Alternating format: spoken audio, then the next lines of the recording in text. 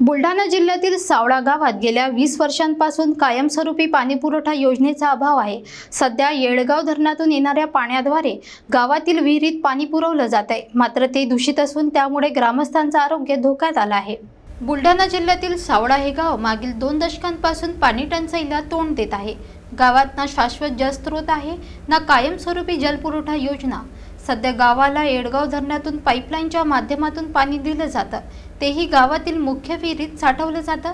पण ही विहीरच गेल्या काही काळात दूषित झाल्याने आता गावकऱ्यांना आरोग्याचा गंभीर प्रश्न भेडसावत आहे। या दूषित पाण्यामुळे गावात ताप, उलट्या आणि पोटदुखीचे रुग्ण मोठ्या संख्येने वाढले आहेत।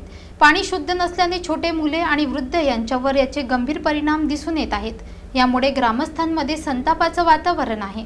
सावळ्यावासियांच्या आरोग्यासोबत नितांत खेळत आहे। जनावर सुद्धा पाणी पिणार नाही अशा पद्धतीचं पाणी या ठिकाणी सावळ्याच्या पिण्याच्या विहिरीत टाकतात।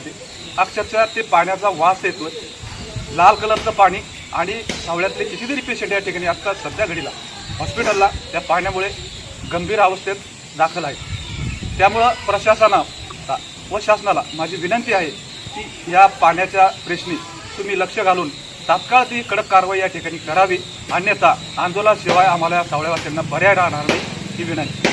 आम्हाला जे पाणी दिलं जात आहे ते विहिरीतून येत आहे आणि ते पाणी इतकं घाण आहे की प्यायचं काय, अंघोळी सुद्धा नको वाटतं। प्रशासनाने एकदाच लक्ष द्यावं, नाहीतर आमचं आरोग्य गमावून बसू। गावकऱ्यांनी वारंवार तक्रारी केल्या असूनही अद्याप प्रशासनाने ठोस पावलं उचललेली नाहीत। ग्रामस्थांचा स्पष्ट इशारा आहे, जर लवकरच स्वच्छ आणि सुरक्षित पाणी पुरवठा सुरू झाला नाही तर तीव्र आंदोलन छेडण्यात येईल। गावासाठी शाश्वत पाणी पुरवठा योजना मंजूर करून प्रत्यक्षात राबवणं ही आता प्रशासनासमोरची मोठी जबाबदारी आहे। अन्यथा या उष्णतेत दूषित पाण्यामुळे आणखी जीव धोक्यात येण्याची भीती आहे।